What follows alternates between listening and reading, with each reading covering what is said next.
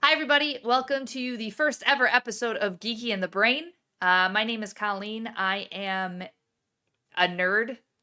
I have no credible credentials of this conversation that we're talking about. I just like doing deep dives of random nerdy things. And luckily, I have a doctor as a best friend who does know all about this crap, and I find very, very fascinating. I'm Nicole. I am a licensed clinical psychologist and also a full-time geek as well.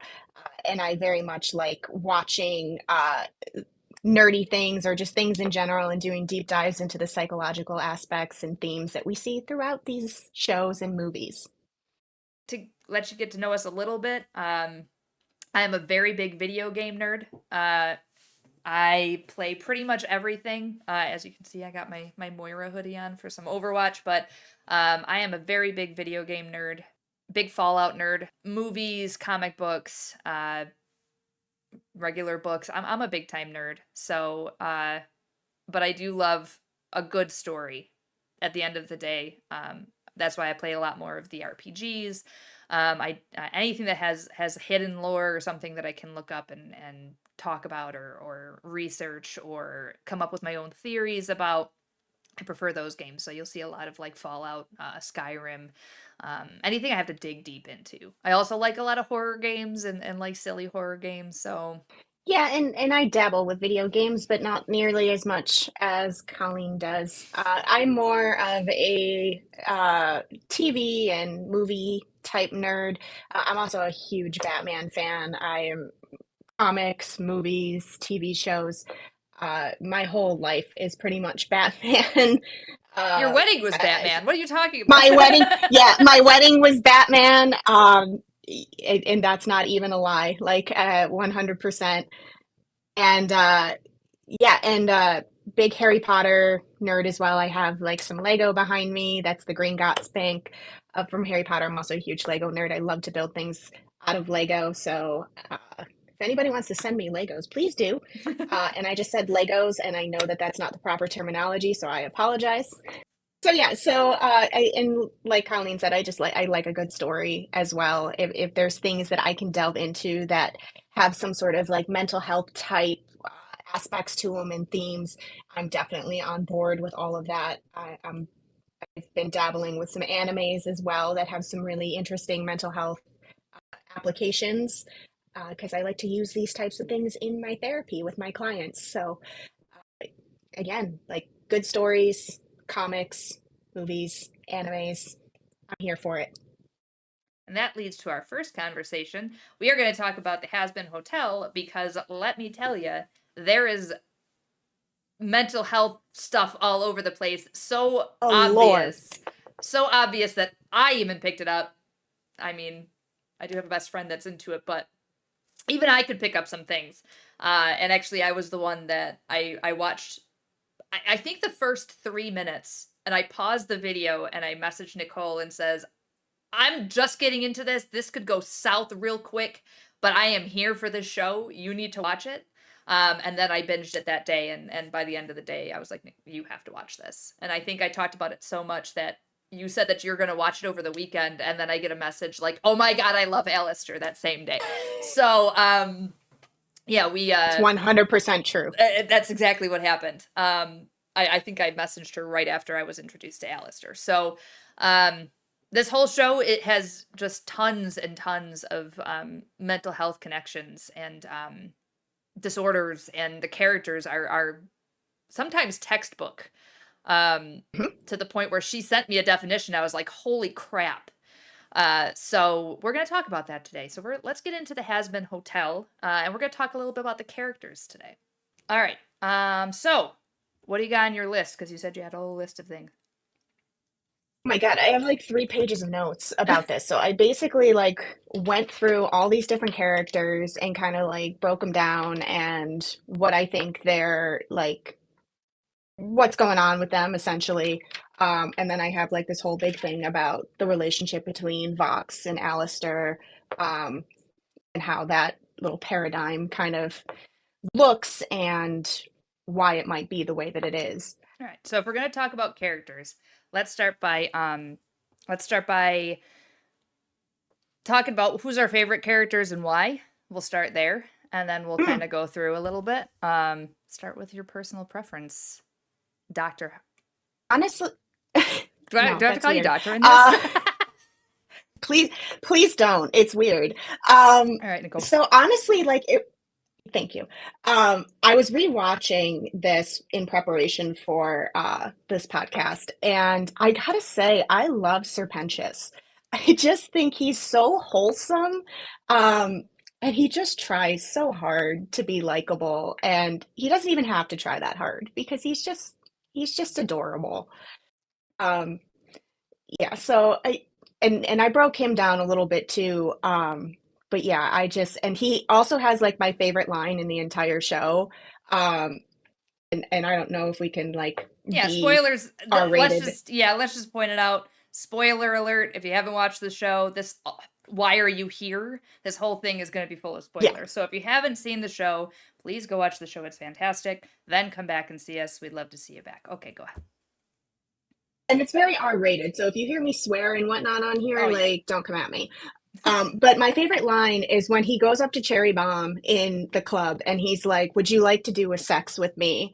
And she's like, "Why?" And he's like, "'Cause I'm having sex with everyone." And I don't know why that just makes me laugh so much. But who's your favorite character? I think I already know, Yeah, but you do. It was probably the first 30 seconds of me watching the first episode where I picked my favorite character, and that's obviously Alastor.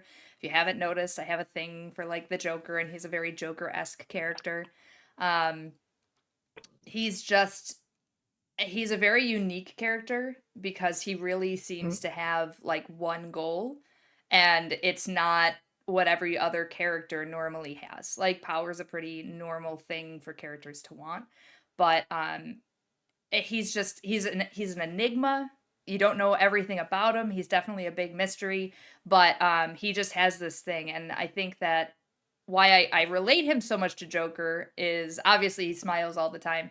But speaking of my favorite line, I think that kind of encompasses his whole character is when he's talking to Charlie, and she goes, "All you do is sit there and smile at us," and he kind of breaks down like it shows confidence to your friends. It keeps your enemies guessing, and it shows that you're always in control. And I think it just like sums up his character of always wanting to be in control, always having this like air of superiority. I just think he's a fascinating character, and I know we're going to talk about him today because I think he's also one of your um, characters of preference. So just because he's that dope, so he is. I got a yes, shirt. she's got a shirt. And I do not. got a I shirt. haven't stepped up yet. um, but I love his interaction with Lucifer. Like Lucifer is like the big bad daddy of hell, right? And here's Alistair confronting him, and he's like, "You're much shorter in person." And then as they're going back and forth, he literally says "fuck you" to Lucifer. Like he gives no fucks, and that's why I like his character so much too. Is like you said, like he is a very mysterious type of character. You're always kind of wondering like what his motive is, and he doesn't really show it. I do think we get a glimpse of it at the end of the show, um, but yeah, just the fact that like he's an overlord, but he's not the ruler of hell. But is in the same room as the ruler of hell, and he just tells him off. Mm-hmm. So I think that kind of leads into a good segue of something that we talked about before we started, and that was um, the relationship between the V's, but specifically Vox and um, Alastor. I mean, on the base level, they're complete opposites. You have the radio demon and basically the television demon. A change from the Mhm. old to the new. He's been gone for 7 years, and Vox kind of took over in his absence. It's very like then and now, who's more powerful? So you said you had a lot about that, and I'm like fascinated and want to hear what you have to say. So I think before I get into that, I have to break down both Vox and Alistair as characters. So Vox to me displays a lot of traits of, actually, all the V's in general display a lot of traits of what we call narcissistic personality disorder. They're very self-centered. I have notes and I got to pull my notes up. That's fine. Pull your notes out. But they have like this very high, this sense of high importance. They want to be recognized as superior. You see that with Vox and Alastor. You know, Vox is constantly like, you know, I'm the new, he's the old. Um, and they also like take advantage of others. We see this with Vox, where he's kind of manipulating the masses, kind of like an idea of like, you know, the media influencing the masses. He hypnotizes, he manipulates. Um, they're very arrogant. They lack a lot of empathy. Whereas Alistair, and you guys can, you know, tell me one way or another whether you think that he cares about Charlie or not. Maybe I can be swayed, but I don't Put it think in I the can be. I comments. don't think. Yeah, put it in the comments. I really strongly believe that Alistair displays a lot of traits of antisocial personality disorder. Essentially, he's like a sociopath. He exploits others. So we see him kind of do this with Charlie. She's the princess of hell. Like he's kind of exploiting her for the power that she has in hell. Lacks remorse for others' distress. We hear him say that when he's talking to Vaggie right in the first episode, where he's like, I'm just here for the entertainment. I like to watch people fail. Um, Lacks empathy. We see that, you know, Charlie's in her room, she's crying, and it looks like he's comforting her, but he's really not. He's using this to take advantage of her so that he can make a deal with her. Um, and when you get a narcissist and a sociopath in the same room, um, essentially it looks like a constant battle, constant like fighting and one-upsmanship between the two, which we see a lot obviously in the dynamic between video, radio. Like they're constantly trying to one up each other. They try to manipulate one another. um, Both are very selfish and self-centered. They don't really view you know, each other as having thoughts or feelings. Not that either one of them really does, to be completely honest. um, I think in terms of winning, and that it's a contest between the two of them to see like who's more powerful and who is going to come out on top. So every convo is really a constant fight or contest. Um, and when you put, you know, a narcissist and a sociopath in the same room, it's, you know, they view things very black and white. So it's either you're 100% good or you're 100% bad. Wherever we left off. So, hi, folks. We had Hi, technical sorry, difficulties. No, that was all. technical That was probably me. difficulties. Okay, go ahead. Um, but so we were talking about the relationship between Vox and Alistair, and what it's like when you basically a narcissist and a sociopath walk into a bar. Um, what's interesting about this dynamic is there can be like this brief honeymoon period. Like when they meet each other, they can kind of have a relationship in the beginning. And we kind of see that in the show, that it's alluded to the fact that Alistair and Vox had a friendship before this all like blew up. One of the interesting things I saw in the last episode is Vox had a picture of Alistair. And when you see Alistair in the show, every time he's either photographed or there's a video of him, he like statics out or glitches or whatever. But Vox has a picture of him that he throws a knife at. So that Oh, alludes to that's me that true. there was some sort of relationship in the beginning, and then it just kind of transitioned into this heated contest between the two. Um, so the dynamic there, like I said, it's going to be very much, and I feel like we're going to see this throughout the second season as well, like more of that one-upsmanship, that contested relationship that they have, and the constant back and forth. And it'll be interesting to see how it plays out. Yeah, for sure. And yeah, the show had them say like, "Hey, Alistair's like, oh, you want to be part of the team," but I said no. So yeah, there's definitely some kind And now of you're pissy. relationship. Yeah, that's the tea. That's the tea. I know that song. This isn't tea. It This is. isn't tea. Neither is mine. Um, yeah, I think their relationship was super interesting to me because I was like, they're both after the same goal, and I think it goes beyond just like I want to, I want more power than you. I think it's like kind of a deeper sort of like not misunderstanding of the two, but just like a hatred.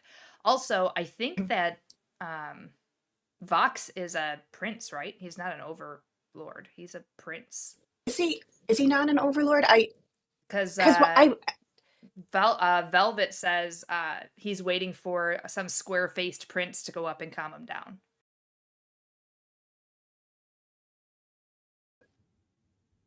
you He guys can doesn't tell see. us in I'm the gonna. comments too. Yeah, of course. If you guys know, I have not. I'm gonna preface it. I have not done my full research into like the really nitty gritty of the lore yet. Um, Mainly because I'm still enjoying the show and I'm trying to like kind Mm. of get my own ideas before I start digging into the lore. Um, but um, I know that different uh, presentations of demons results in or alludes to different things. So you'll see like, excuse me, you'll see like different people presented in different ways. Like some are kind of human-like Mm. and some are more animalistic, and it has something to play with it. I don't know if you've done any research on it, but I haven't looked too far into it. But I know that there's different races and there's also different levels to the hierarchy, where there are princes and there are overlords and there's a whole feudalistic society Mm. that was developed, which is really cool. And I know there's a lot in Hell of a Boss. So if there's any Hell of a Boss fans, Mm. I've scratched the surface of that a few years ago, and I really like the show mainly because the voice actor of Zim from Invader Zim back in the day, all my oldies, yay. Me and Nicole bonded over that. But we had Invader Zim's voice doing the main character, so I watched it because of that, and I watched it for like a season, and it was really funny, but I just never finished it. So this definitely pulled me in a lot more, and I think it's because of Yeah. Alastor, honestly. We want to know where I he's know. been. Yeah, I watched a little bit of Hell of a Boss after I finished Hazbin Hotel. Admittedly, I've not finished it. I haven't even finished season one yet. I'm enjoying it, but kind of like you, Hazbin kind of held my attention a little bit more Yep. than that does. But I would like to dive into it a little bit further, just because kind of getting the backstory and more of the lore. I dug into the lore a little bit, but it was more the backstories of the characters, and I don't even know if that was all like handmade or if it's canon. Yeah. But yeah, like Alastor, for instance, like I see everywhere that he was a serial killer in like the 1930s, uh, and I mean I believe that that's probably true. I mean he kind of seems like a serial killer, um, but that he kind of had like a moral code and that he only killed like bad people. So kind of like Hell's Dexter, I guess. But I haven't dug into it super far. Yeah. So yeah, I did look into it, and it did say that from an interview from the creator that he was a serial killer, and he, spoiler alert, he died from when he was burying a body. A hunter shot him, thinking he was a deer, which is why he's very deer looking, and has like the antlers and the ears, and he has hooves on the bottom of his shoes. People say hooved feet, but I did see like the hooves on the bottom of his shoes. I think he just had shoes on, but um, I don't know how that's going to play into it. Oh, and also when he turns into his demon form, he has the big X on his forehead, which is Yeah. supposed to be that he got shot in the head. I haven't seen the interview, so I will still say that still can be an internet thing. That's like the person that created the show said, and you don't know for sure. So I will do more research now that I've seen the show a lot. I probably watched it through completely like 3 times. They're short I've done the episodes, same. all right? Okay, they're short episodes. There's catchy music. Yeah. There is. Um, I mean, realistically, it's only 4 hours of your life. it really is, and when I'm working or whatever, I'll do that. But just so our new viewers know, when I get into something, I dig deep. I haven't had a Mhm. chance to dig as deep as I usually would, but whether it's video games or shows or movies or I just want to dig deep into lore that I find really interesting. So this is one that I'm definitely going to be doing dives into, but and we'll bring him up on the show or on this podcast here to dig a little bit. But um, I dig a lot too, but I do it a lot more. Well, in the beginning, like I'll watch a show just kind of as a fan, just so that I can absorb it and I can watch it like and enjoy it. And then I'll normally watch it through again from the psychological perspective. And I mean, I talk a lot about these things at Comic Cons, on panels, on different podcasts and things like that. So one could say it's kind of my job to dig deep. I use stuff like this in therapy with my patients all the time as well. I've used Hazbin Hotel a little, a couple times now. Um, so when you hear me talking about the psychological aspect, that is why. and you even said the second time you watched it, when you did watch it with the psychological lens on, you got like more emotional at I certain did. points. I did, especially episode 4, which focuses very, very heavily on Angel and his how he became the way that he is, and that was a hard episode in general. So, for It all, was a hard episode for trigger alert anybody with a heart. for anybody. Yeah, I mean, honestly, you don't have to be a psychologist to get choked up at what happens to Angel. But his character in general, when we first meet him, he's very flirtatious, does some inappropriate like seduction, especially like with Husk, and he even propositions Alastor at one point, which is kind of interesting, where he says like, "Hey, you film me going at it with Mr. Creepy Face, weird voice, whatever he calls him." Mm-hmm. It's like, you'll have hotel guests in no time. Um, but he's very lively, he's very dramatic, very extroverted and flirtatious, and all of these are really what they kind of look like are symptoms of a histrionic personality disorder, which is, you know, it kind of fits it to a T, I think. And again, like anybody in the psychological community can tell me that I'm wrong. I mean, everybody has their opinion. But this type of personality disorder is often born out of trauma. It's kind of like an answer, like a survival mechanism as an answer to what they're going through. Um, and I saw that, and this is kind of what broke my heart, um, when he's talking with Husk after they're in the club. And, Husk says, basically, this is all an act. And Angel gets really choked up and screams. He's like, "It's not an act. I need to be this way." Mm-hmm. And that's a lot of what personality disorders kind of are. Like, they need to be this way because it's the answer to the trauma that they've sustained. Um, and so we see that there's a lot of abuse, a lot of sexual abuse, from, uh, why am I blanking? Valentino. Um, and we see that playing out in the dancing sequence where we're seeing the stuff on the screens. And I've seen people say this before. Again, you don't need to be a therapist to realize in that dancing scene that he's dissociated. Mm-hmm. He even says so in the And song. yeah, I dissociate, disappear. It's 100%. And then you just kind of see like everything that he is going through on those screens. And it is just, I'm glad that they put a trigger warning in there for anybody that's been a victim of sexual assault, because that is a hard watch. We get a good song out of it, but it's a sad song. Mm-hmm. Mm-hmm. Especially when you break it down. And that was Valentino was one of those characters that, like, full warning, I usually like the villain. Go figure. I don't like this one. And that was the thing. Like, there was moments in the first like 3 episodes where he made you laugh. Like, he looked at that one screen and he's like, "Who the hell is that guy? I'm gonna kill his whole fucking family." Like, he's like, you're like, he's just obsessed with this other person. And then you get to that episode, and that is just it's impossible to like him as a character. Just because Angel he is a main character, but his character development after episode 4, and when Husk and him finally make that connection and he realizes I have somebody else, I think that goes a lot further, and he starts to like break the walls down. And this is me, just so everybody's aware, not a doctor.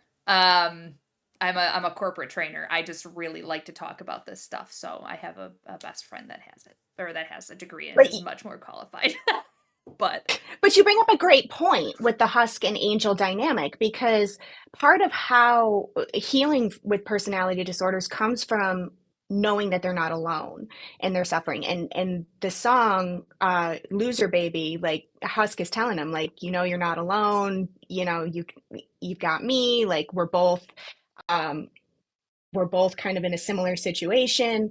And that's when we see Angel really kind of come into his own. He starts to, and we even see it, I think it may be episode 5 or episode 6, where he actually stands up to Valentino mhm. and he tells him to fuck off. And I see that as him healing from what he's been through by knowing that there is somebody else that he can relate to, once he lets his guard down a little bit.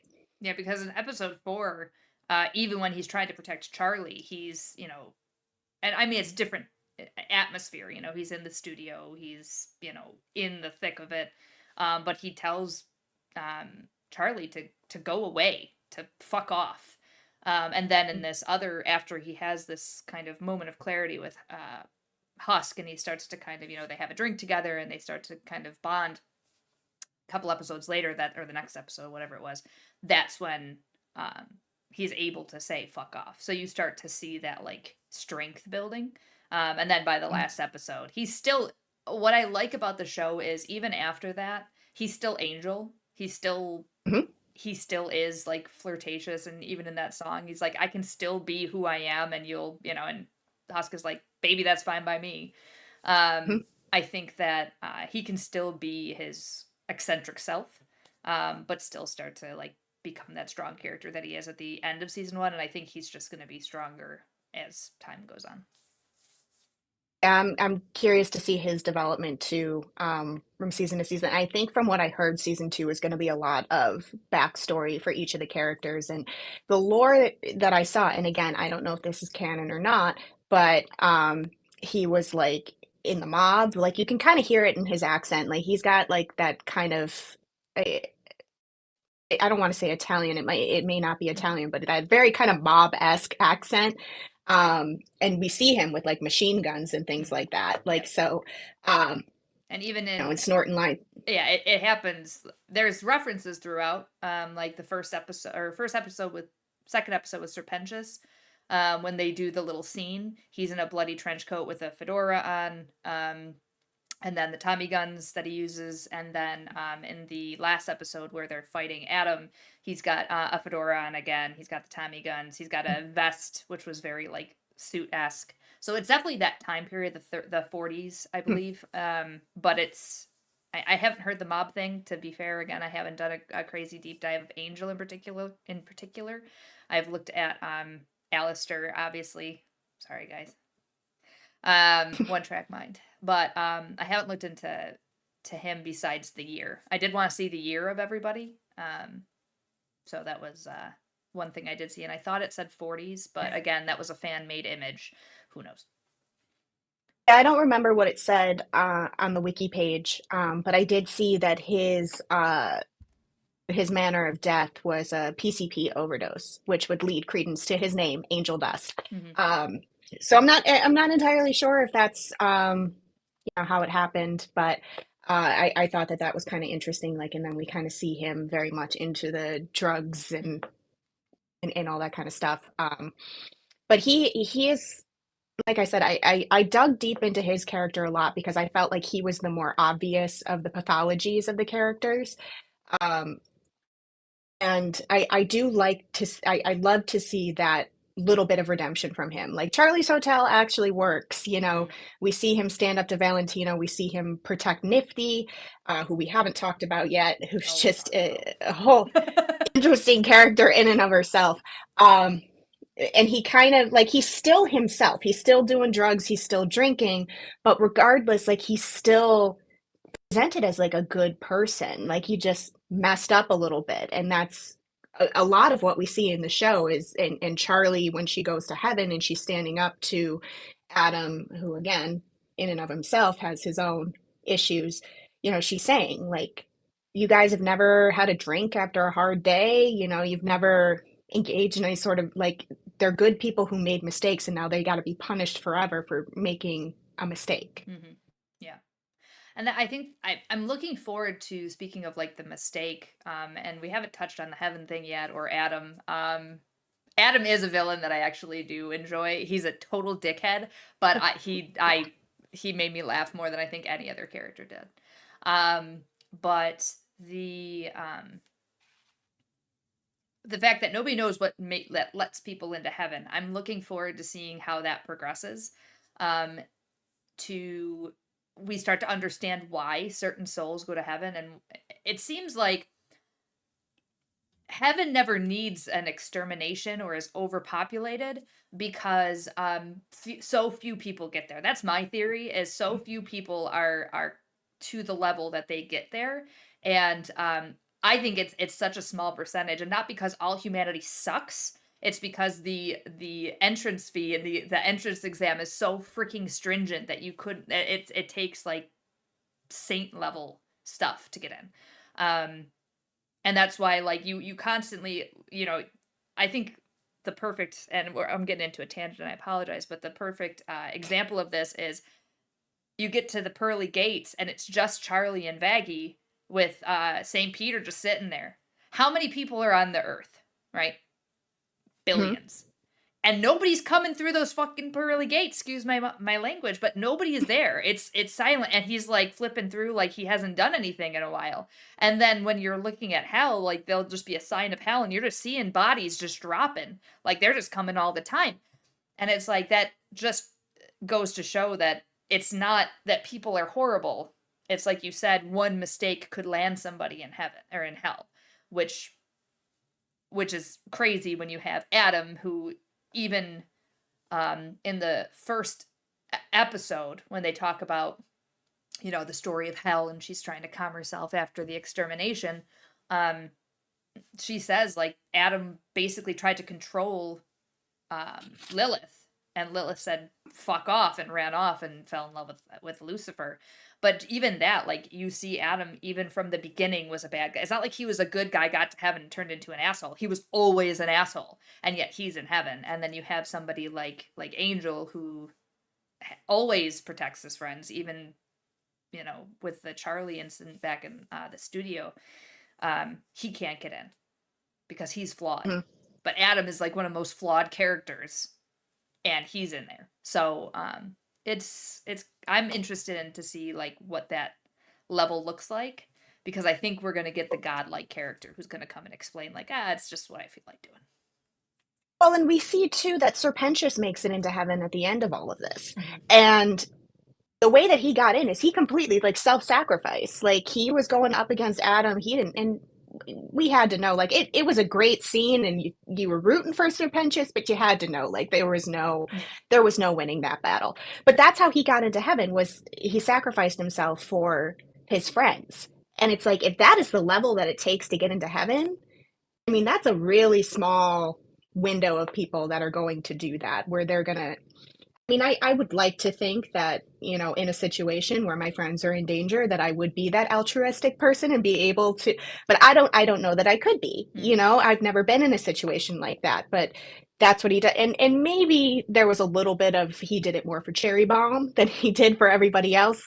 But I mean, that's a pretty extreme level, to get into heaven. And I do like, and Charlie and Vaggie are in heaven, and they're having this meeting with Sarah and, is it Emily? It's Emily, right?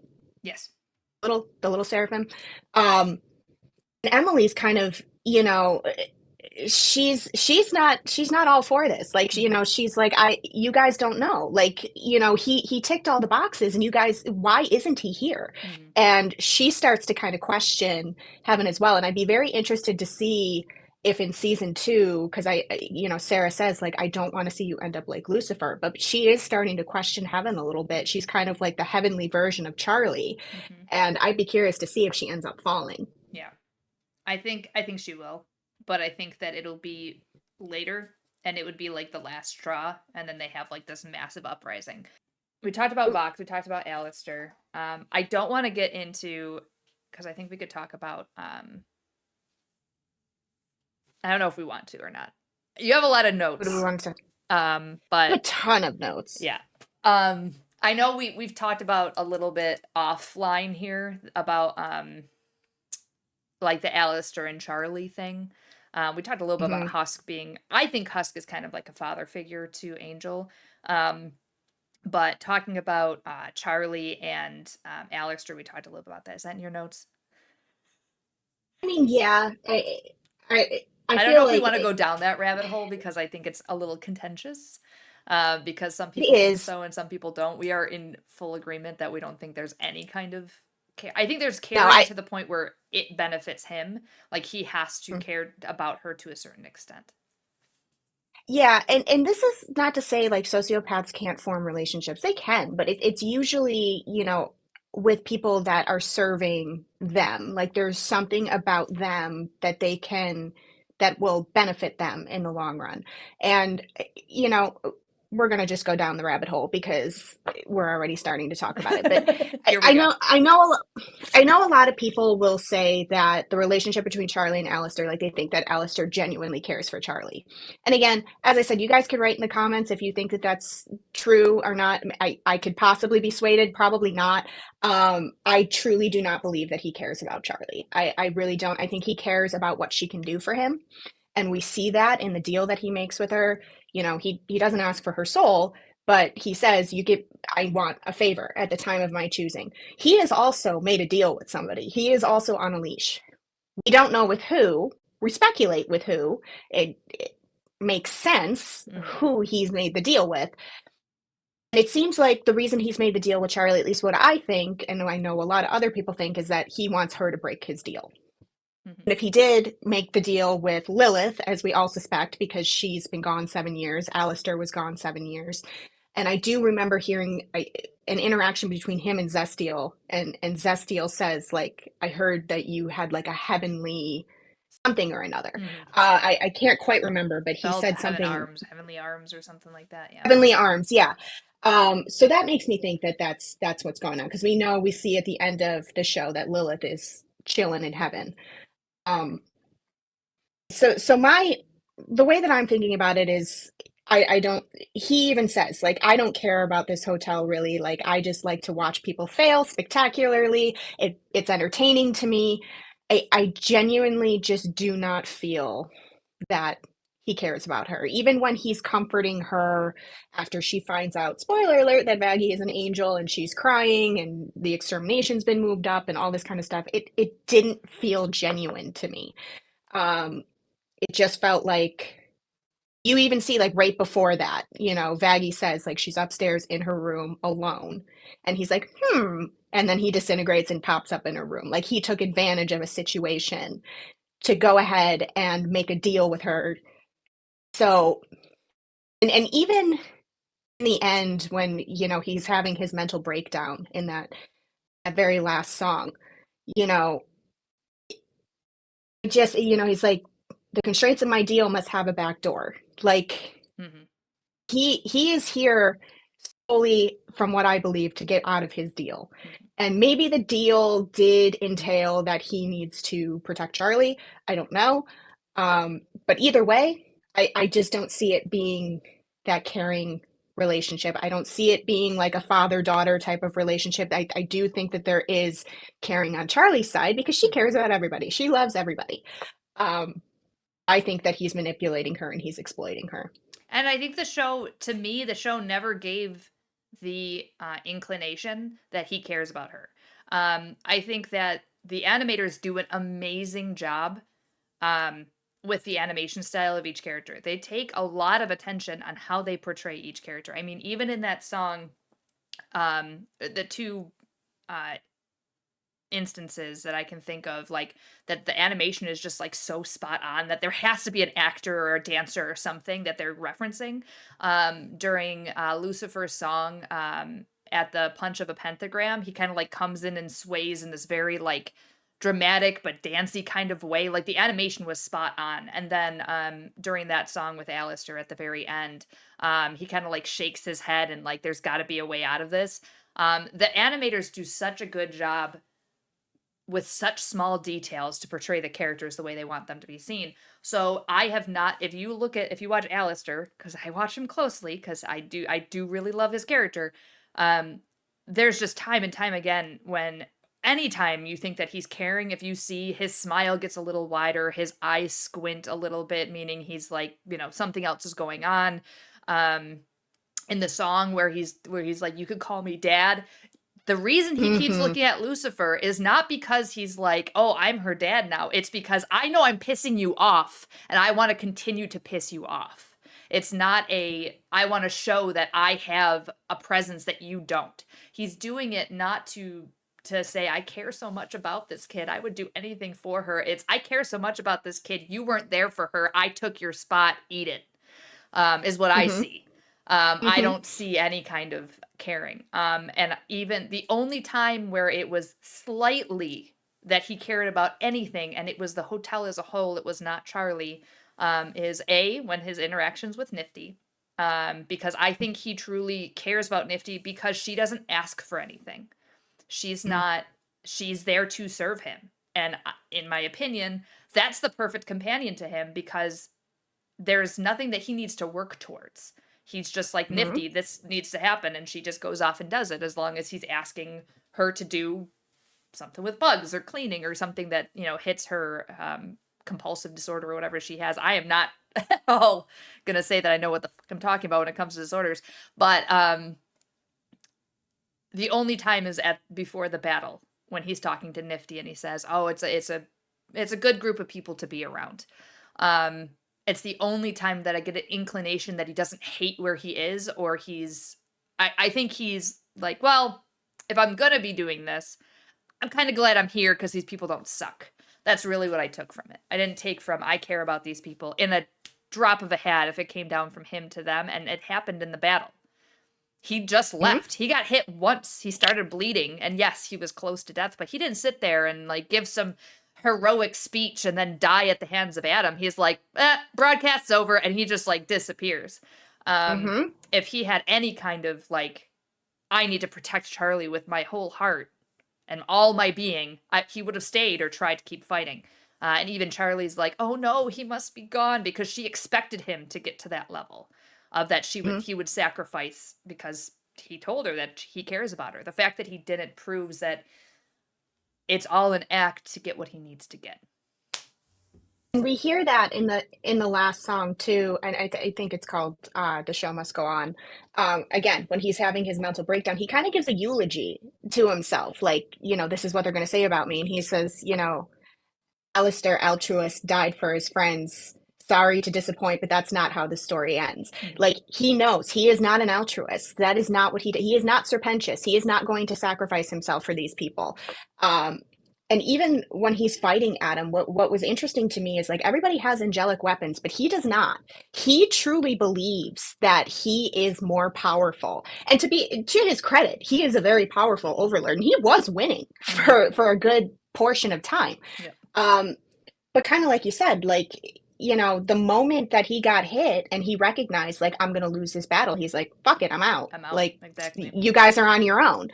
And so I don't get the sense that he cares much about them. And to go back to what you were saying about his intentions and how his eyes would squint or something like that, the shadow, his shadow Oh my also god. gives him away. Yeah.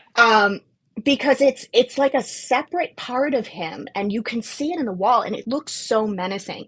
And the way I took them, again, the animators do a fantastic job, and I don't know if anybody has a psychology background on the show, or again, if I'm just reading too much into this, but I took that as being part of like the shadow self. So very Jungian psychology, the shadow self is this primitive part of ourselves, often rageful, that we suppress or repress in order to present, uh, a better persona.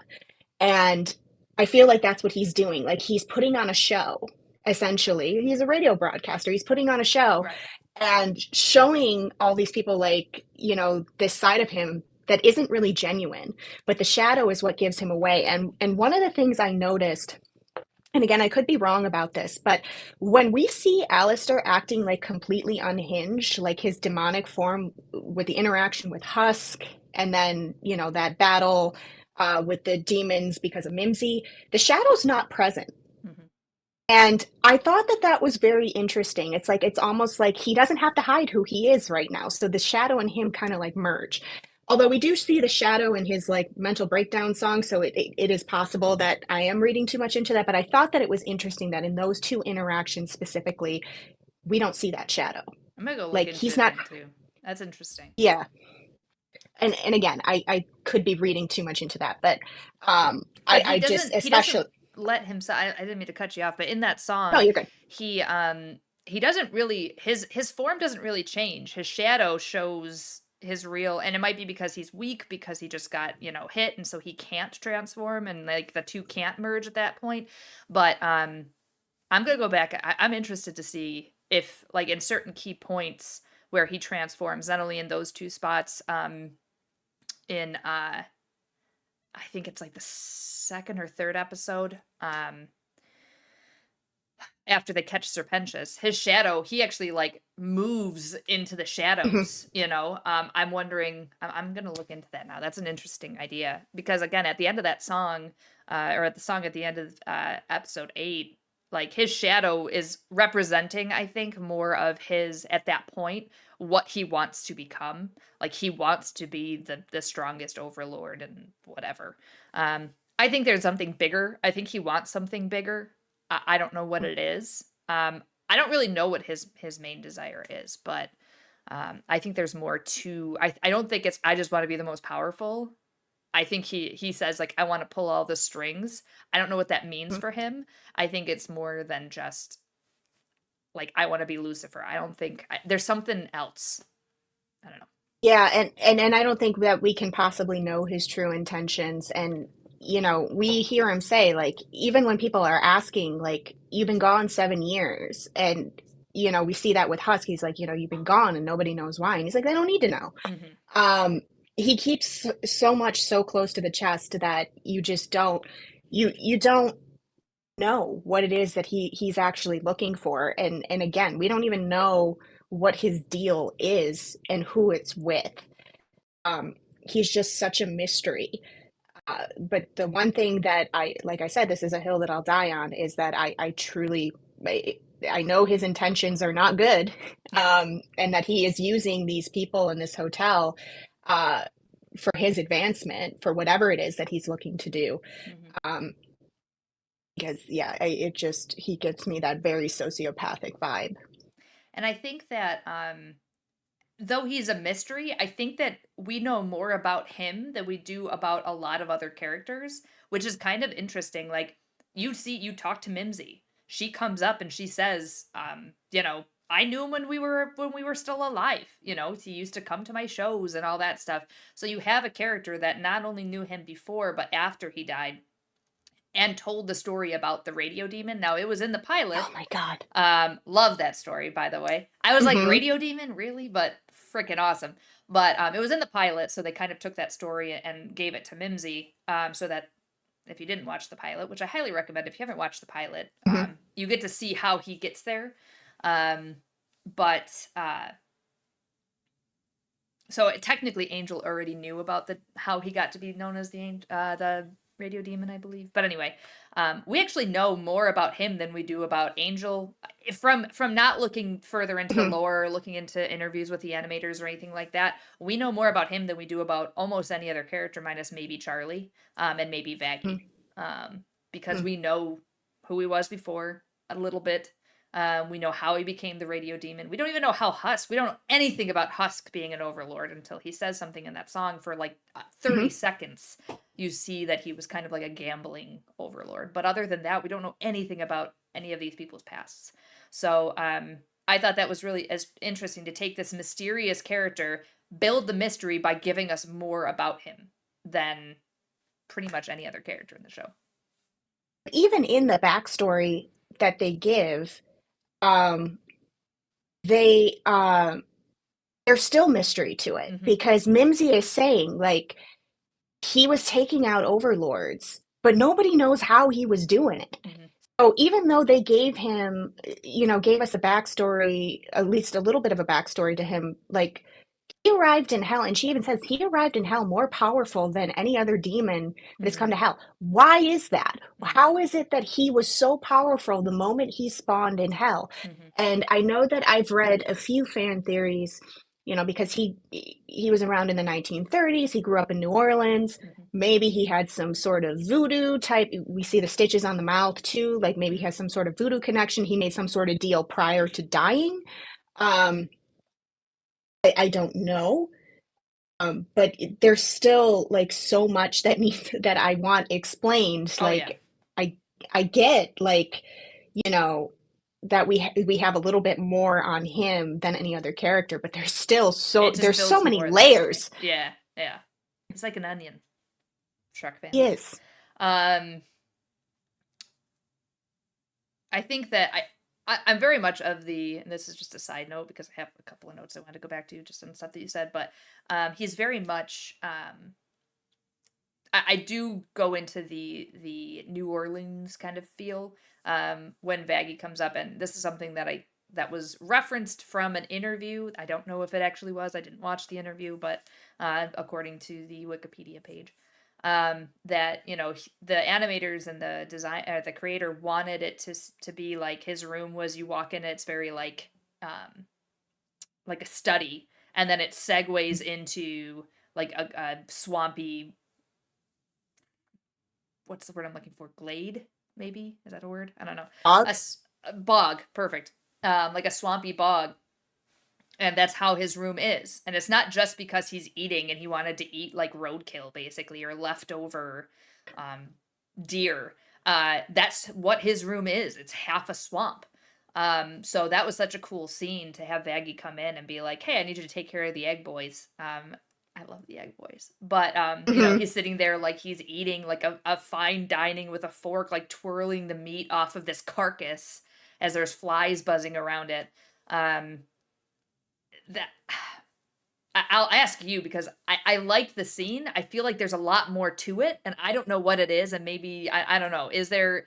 Did you pick anything else out of that scene of him? Like, because if he is a deer like demon, he's eating a deer in that has been clawed and mauled by something else, and died that way. And here he is picking at the bones as for his breakfast. Only thing that I got out of it is in reading the lore, they said that he was a deer hunter. Hmm. And that's how he died, is that he was mistaken for a deer. But that's the only thing I really got out of it. I love that scene. I love how he's telling Baggy he's in the middle of breakfast and all that. But yeah, I didn't pick up too much from that scene, and I'd be curious to know more about it Yeah. and why that particular, like, yeah, like you said, like this carcass, like why he'd be. But it's interesting, like he's into like all these weird disgusting things, because even then when he goes to the overlord meeting and Velvet throws the angel head on the table, he says, tasty. Yeah. And he even like Yeah. runs He his finger almost down takes. it and Yeah. tastes it. Yeah. Yeah, and so there is something, there is something there. I don't Yeah. know, maybe he is like a honorary member of Cannibal Town. I don't And know. that's that, and this is perfect because it's going to lead into my next question. But I almost got like a cannibalistic feel to him when he was eating the deer because I'm not the first time I watched it, but the second he is very deer like and he's drawn to be that way, um, with his little hair ear things, um, which is going to be real fun to deal with. Anyway, um,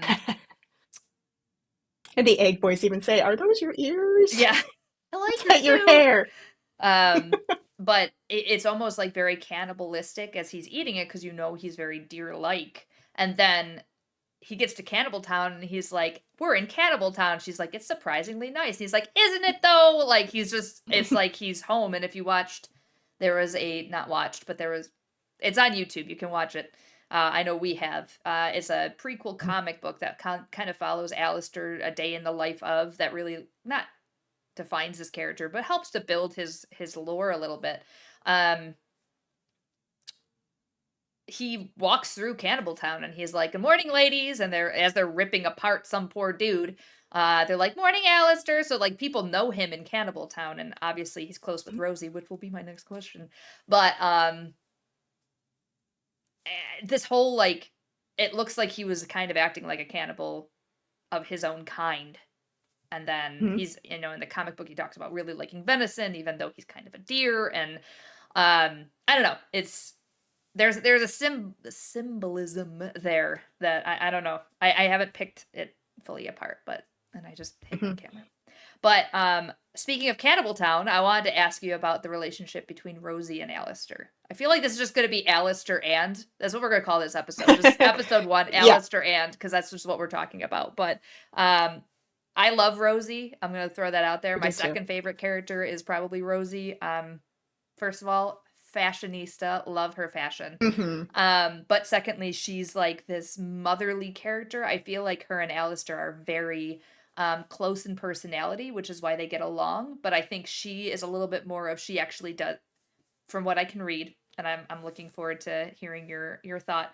She does actually care about people. I think that she, whether it's for personal gain or whatever, I think she does have a matronly way about her because she actually does care about her clients. She cares about Cannibal Town.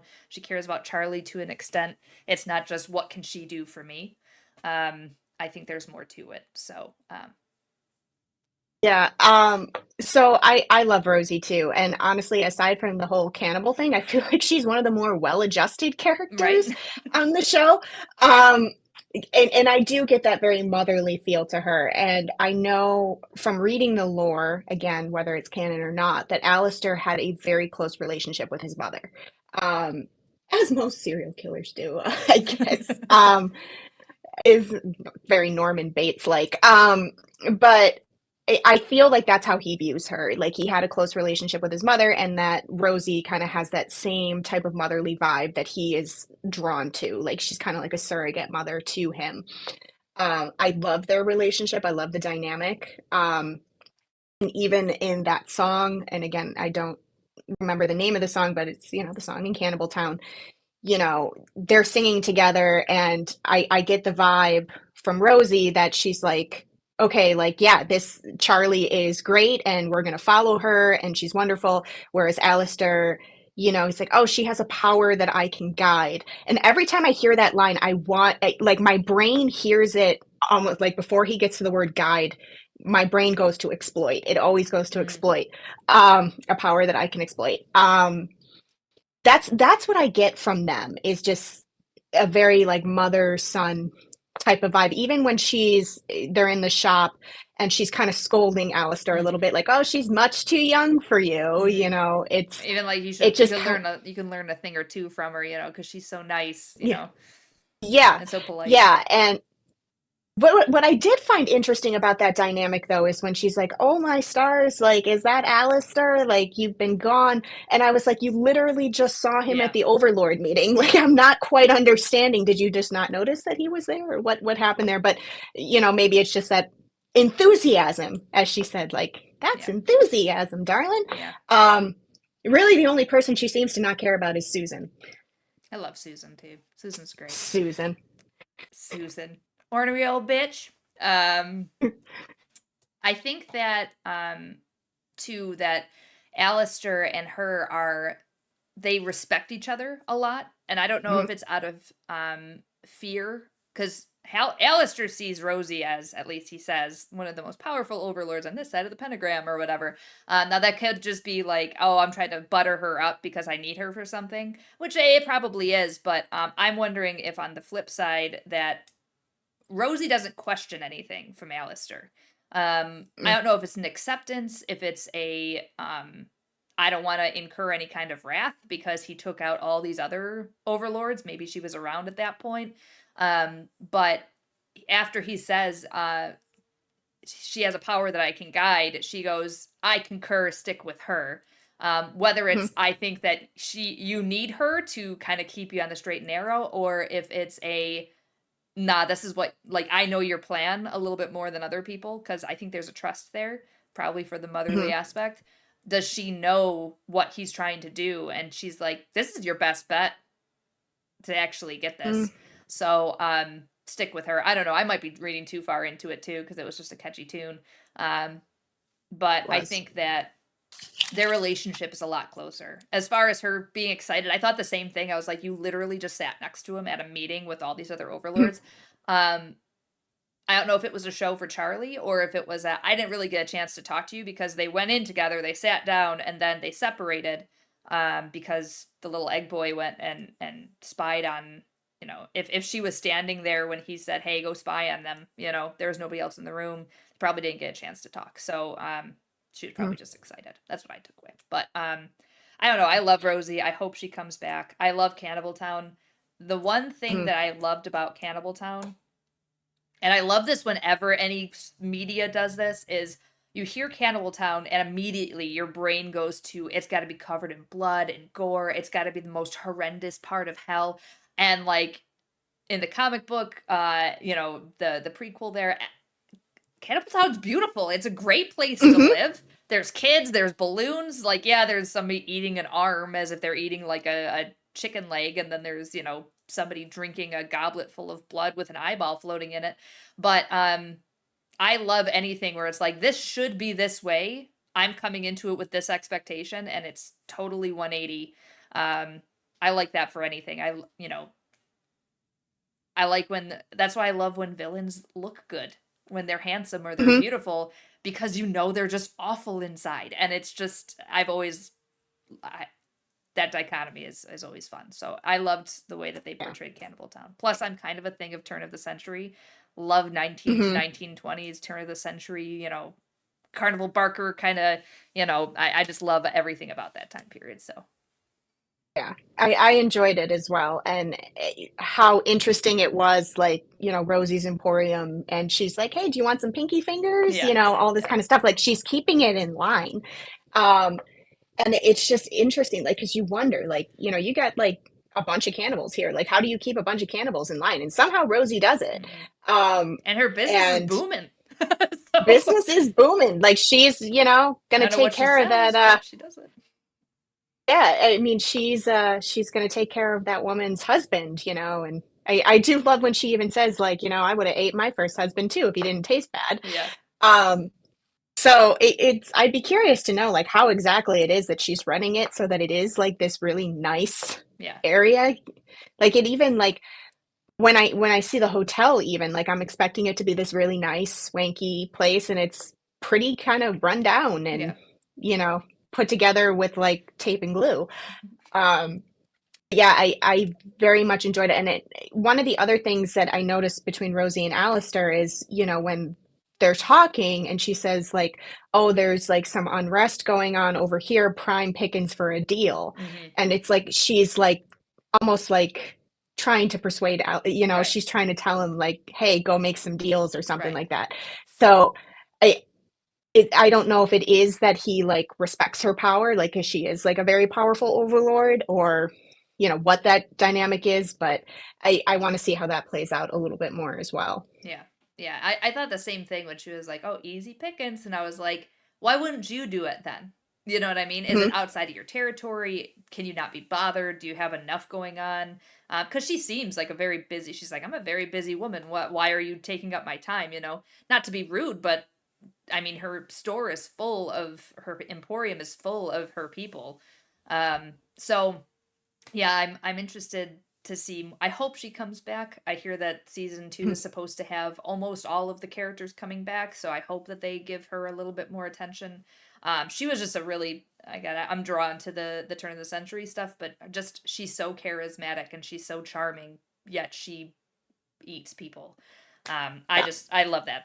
Um, Not to go to a totally different tangent because this episode's going to be Alistair but I wrote down back when we talked about Sir Pentious a few times, um, Mhm. talking about his sacrifice. So I'm torn about that. So Mhm. he gets into heaven because he sacrifices himself. Extermination happens every year for the last 10,000 years or however thousand years.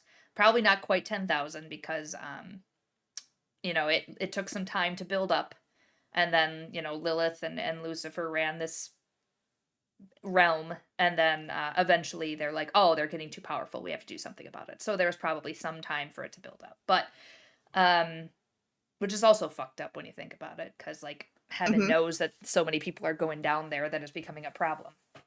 But um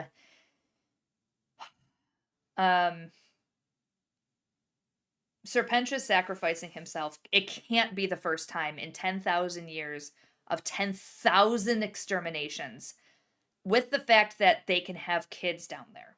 Because if you look at Carmine, I can't remember her first Carmilla. name, Camilla. That's it. Carmilla. Carmilla, that's it. You look at Carmilla, she has two daughters. Whether it was from, they all went down together and they're there together, or she had kids there, we know that you can have kids there because Lucifer and Lilith had kids there. And there's Hellborn. So you mean to tell me that in 10,000 years, not one person, and there's good people down there. We know there's good people down there, like Angel. I can see Angel Hmm. sacrificing himself for anybody, really, Hmm. in that hotel, because he, Husk especially. Hmm. You mean to tell me that of all that time, two people did not care about each other enough that one would sacrifice for themselves for to be exterminated so they didn't have to? I find that very hard to believe, just not problem, probability speaking. Billions of people in hell, and not once did an extermination result in somebody self-sacrificing. When we've seen it just in this one season. Maybe it's not because I agree with you. I think that there's probably times where demons sacrifice themselves for someone, but this is the first time that this hotel has been a Fair, thing, fair. and Charlie has gone to heaven to say, hey, I'm trying to reform sinners so that they can come up to heaven, and you know, when he does resurrect in heaven, we see that it's in front of Sarah and Emily. So I'm wondering if maybe her message got across like, hey, I really do believe that these souls can rise up into heaven, and maybe they did, even though it didn't seem like they were on board with the idea. Maybe there was something that Charlie said that they were like, okay, maybe we were wrong about this.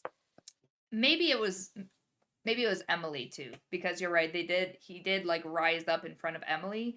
Maybe Emily, now knowing that A, the extermination happens, B, there's good people down there that shouldn't be. Um I don't know her power and Sarah's power, or I'm kind of like, um because she knows now, maybe, that has something to do with it. I don't know, but it just, that kind of like drove me crazy, because I was like, the rest of it is so well written, and it has to be something like that, and I'm hoping it is that, now that the angels know it's a thing, they kind of have to do it, or else they could possibly see a rebellion brewing with Emily at the spearhead if they don't do something about it. And the only reason that Serpentious, if it is because they know now that the extermination is a thing, and they're just trying to keep people happy, like, well, this guy probably like deserves to be here because of it. And he went up as the snake form. He went up as his demon form, which I was Mm, like, I'm sure that's just an animator's choice, because if he showed up as like a human form, unless he was you like wouldn't know it was him. unless he was lisping, you'd be like, who the fuck is that? Mhm. Unless he had a hat with an eyeball on it or something, but you'd be kind of confused. So I think it's partly an art choice, but also he went up as his demon form, which was an interesting choice. I think it's also important to note that Adam is now gone. Like when Serpentius That's true. rises into heaven, Adam is gone. Adam is, from what we could see, dead from Nifty's little blade. Because Which was Charlie told her to stab. adorable. Which was Yeah, adorable. Charlie told her to stab, so she stabbed. Um, so I mean, Adam was the head of the extermination. Him and his exorcists, like that was his thing. So I'm wondering if now with Adam gone, that leaves the door open now for more conversations to be had amongst the angels who didn't know about the extermination prior, to be like, hey, there's some merit in what Charlie is saying. Now that Adam's gone, maybe this is a prime time to work with hell a little bit more in redeeming these souls. I don't know. Yeah. It's a good theory. I don't know. It's all conjecture at this point. We don't know. We probably will by the end of one of the seasons. Yeah. I love Sir Pentious. Sir Pentious is probably like he's great, but I wish that he's not in my top only because he's not. I don't know. You don't see him in every episode. He's great. He's great comic relief, Mhm. and it's just. But the whole time I'm like, why is he down there? Like I don't get it. He's like the classic supervillain, you know. He's got his like death machines, but I'm like, he's a sweet little bean. Like I do not understand why he's there. Besides possibly that he was like a comic book villain somehow. Um, and he wanted to be the bad guy, so he's down there because he's like such a good soul. Mhm. Yeah, and that's the interesting thing because there is such a paradox between him and Adam. Like, you know, when I was looking at the two characters, like Serpentius has like a big inferiority complex. Like he feels inadequate, and I think that's why he builds all these big death machines because he wants to Right. feel For sure. like he's on the same level as everybody else. And you know, he overcompensates for what he perceives as his shortcomings. And this can manifest as acting aggressively towards others, which we see with Alastor, you know, when he's like, you know, face me, you know, and this and that. And Alastor's like, who are you? And then even with Cherry Bomb in the beginning, he's like, my arch nemesis, you know, and then he falls in love with her and it's adorable. Um, and people with inferiority complexes, they often look for validation from others. So we see that with the V's. He's like, once I do this, the V's will respect me and I'll be in. And then when Vox turns on him, and basically, I mean, this was such a terrible, terrible line, but he tells him, like, if they don't kill you, do it yourself. And I'm like, I hate it when people say that. Like, that's just so mean. And he just curls up on the floor and he's like, please just make it quick. Not that I deserve it. And I'm just like, oh, this poor, I just want to hug him.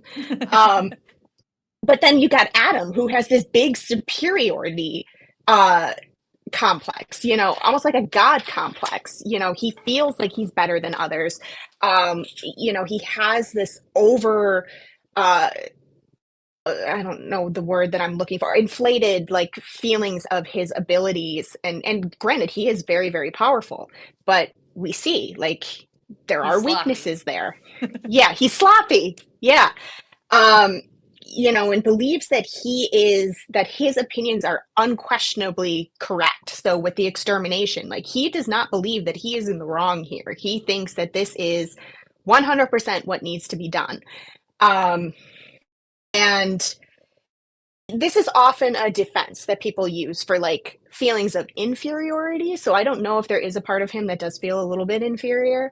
Um, but you know, we also see like with this complex that he has, like he's also very misogynistic. Of course. You know, in the ways that he is with women, like, you know, even with his exorcist, like Lute, I believe her name is the lieutenant there, you know, he calls her danger tits and then calls her a stupid bitch when she's like, oh, they have some sort of a shield. And he's like, well, I didn't see this giant shield, you stupid. I mean, to be fair, I mean, it was kind of a ridiculous comment in the moment, but he didn't have to call her a stupid bitch. Of course not. Um, but he definitely does not respect women. Which maybe that's because, you know, Lilith left him and who the hell knows what happened to Eve? Like they didn't even touch on that, although Lucifer touched on it a little bit. But you know, so it's an interesting contrast between the two. And then we see, you know, Adam dies at the hands of Nifty, but then Serpentius rises. Um, so I just love that contrast between the two. Mm-hmm. And like I said, Serpentius, I haven't dug into his lore too much, but I'd be curious to know like what it is that brought him to hell Yeah. because it just doesn't make sense. Right. And maybe that's why he ended up going up. Maybe it was like, oh shit, he shouldn't have been down there in the first place. We were talking about Adam, right? Adam is the Mhm. one villain that I'm just like, as much as I hate him and how misogynistic he is, and he portrays all these terrible attributes, you know, and it's just a freaking prick all the time. I love him for some Mhm. reason. He's very like, he's unashamedly him. Whether that's a show or not, it's, you know, we're not sure. And honestly, I don't think we'll ever see it. I think he was the one villain that they were just like, get rid of him. You know, he's not that Mhm. deep of a character, and I don't think he is. I think that's just what he was. He was the first man. He was the dick. You know, Yeah. you want drummer dick? No, you want this. Mhm. Um, and it's just I don't know. I thought he was a really fun character as much as I hated him and most of the shit he said. You can't say you didn't laugh at Danger Tits. You can't. That was a great Or nickname. that and the shield. Like I didn't Right. See see this that. giant shield here. There was Yeah. a couple other moments that he had me laughing. Number one was when he first meets Charlie and he's eating a plate of ribs. And Because he, Adam was created from a rib, and yep. Yeah. I just think that that's hilarious. And then the other one, when Charlie is in heaven and she's like, "Oh, we have a resident right now that's working on redemption." And they're like, "Who is it?" And she says, "Angel Dust." And he's like, "Oh, yeah, the porn demon." Yeah. Yet when he sees Alastor, he's like, "Who are you?" Yeah. So we know that Adam is watching Angel's movies because he knows who Angel Dust is, but he doesn't know who one of the most powerful overlords in hell is. That's a good point. I didn't think about that. His He's got good songs too. I also liked the moment like when they're singing that song and he's talking about the extermination, and then Emily's like, "What?" And he's like, "Shit." shit. That and the Karen. He comes up, he's like, "What I called her up?" Karen. It's like He called her low Karen. moves. What do you say? Low blow Karen or something like that? Low blow Karen. He's like, "Oh, you went to my manager. Low blow Karen." All right. Well, everybody, thank you so much for watching or listening if you're listening to the podcast. We are going to be doing this, once a week? And I'll be putting out, we'll be putting out different shorter bits on YouTube. So if you're listening to the podcast and you want to check us out on YouTube and see what the hell we look like and what I've been referencing, I have been pointing to things on the screen, and I've been pointing to Nicole often, so you can kind of see what we look like if you want to go to YouTube. If you also want to catch us on podcast, you can catch us on the streaming services linked in the bio. Next week, we'll be talking more about Hazbin Hotel, I'm sure. That's kind of been both of our focuses, but we will cover more fun topics that Nicole has all sorts of notes about.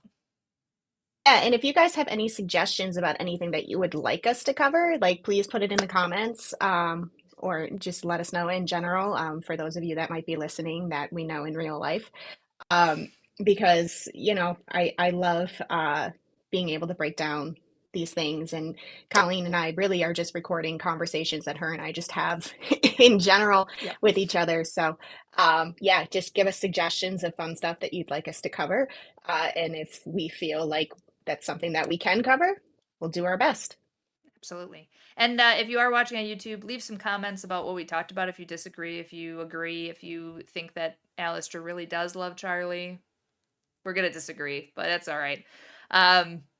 Or anything You're about entitled to Pentious. your opinion. Yes, of Yeah. course. You're We entitled to respect your it. opinion. We just You're might not agree wrong, with it. but not. We just might I'm not joking. agree with I'm it. joking. We just might Yeah. not agree with it. And we're going to find out who's right in the seasons to come, I'm sure. And maybe that's part of his redemption arc. Who knows? Maybe that's how he gets up to heaven, is because he starts to actually care about humans or other people. I don't know. But we're not going to go down that rabbit hole because we are wrapping up. All right, everybody. That's it for me. Nicole, you got any other thoughts? All right. Bye, everybody.